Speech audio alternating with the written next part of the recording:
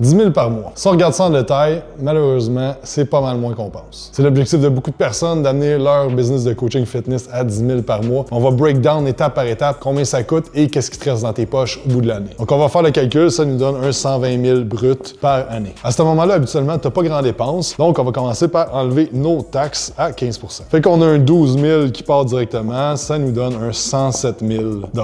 Sur 107 000, on va payer 17 % aux impôts fédéraux, qui va être 18 000 $, ce qui va nous amener à 89 000 $. Étant donné qu'on est au Québec ici, on va payer un autre 17 % au Québec, qui va nous amener un autre 18 000 $. On est maintenant rendu à 71 000 $.